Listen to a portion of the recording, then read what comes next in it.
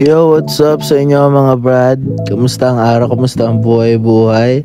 Yan, pangiting-ngiti pa, bumuka pa ang bunganga. So ngayong araw sobrang init pero meron tayong kailangan lakarin. At first time ko magsalita dito ng voiceover lang, sanay sa harap ng camera. So ngayong araw, may bibilin tayong laruan. So matagal ko na itong gustong bilhin at naiinggit ako sa mga nakikita ko. So yan, si kuya, nahanap kong seller dito sa Albay. So bibili tayo ng gel blaster gun. Kung naalam nyo yun, nauuso din yun ngayon. At gusto ko ring ma-experience ba. Inawakan ko pa yung mga, ang tawag dyan, instruction manual. Kasi kunyari may alam ako, kunyari alam ko yung mga binibili ko, pero in reality hindi. So bahala na. At pinakita na nga sa akin yung isang unit mo na color brown ba yan? Basta brown, army brown. So tingin-tingin ulit ako, check ko, may kabigatan. Kasi first time ko makahawak ng mga ganito. Hindi naman ako nakaranas ng mga ganito klaseng laruan. Pero na-amaze ako, gustong gusto ko. At masaya naman ako. Sabi nga nila, magastos pero pinsan deserve natin. At yung sa kaka-deserve natin, wala na rin tayong pera. At yan, binuksan na nga yung isang unit ulit. Kulay itim naman yan, parehas maganda. At yun, buhat-buhat ko pa Alin kayo dito? Hindi ko alam eh.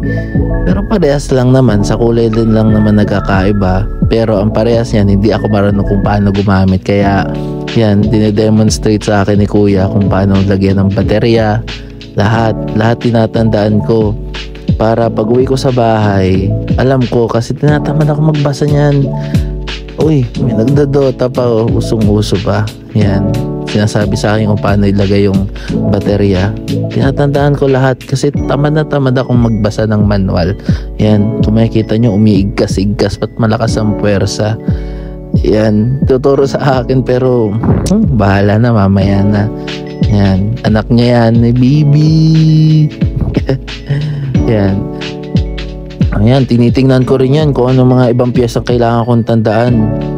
Yan, sinasabi sa akin. Pero kala niya bibilin ko. De, joke lang, bibilin din natin yan. So iniisip ko rin nga na kung bibili ako ng isa, wala naman akong kalaro. Solo, bang!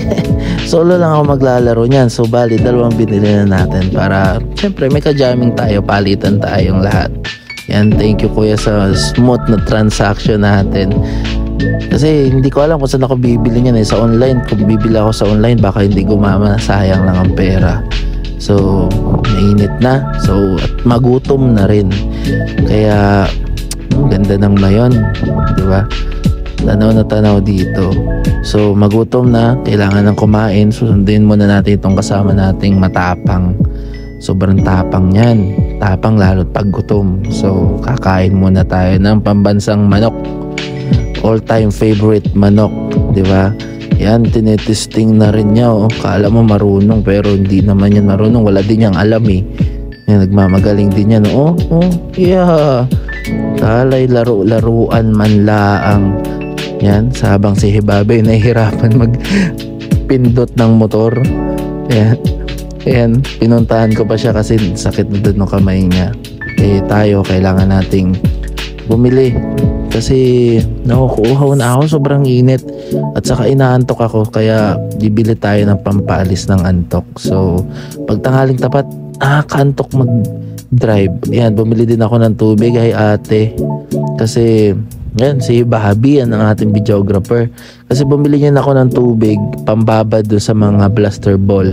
Kasi 4 hours muna, yan, ibababad bago natin isasap na ano yun, sinaing, ilalagay doon sa sa blaster gun. Yan, halatang hindi marunong, di alam ang mga term. So yan, kalahati lang ilalagay natin kasi baka pag lumaki, mapuno ng mapuno. Yun, inom muna tayo, ganda ng mayon.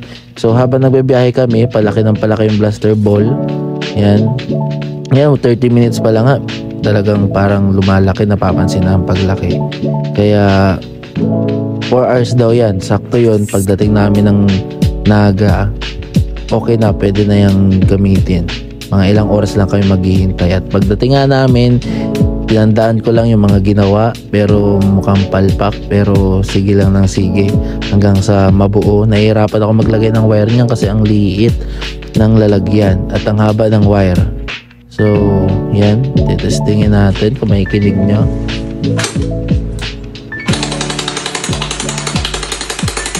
O diba ay kaganda at kay kalakas ay ni-enjoy muna namin kasi pagkatapos niyan marami kami pa dapat malaman kung paano ang tamang paggamit niyan at maging responsible sa paggamit. So kita-kita tayo sa mga susunod na buhay-buhay.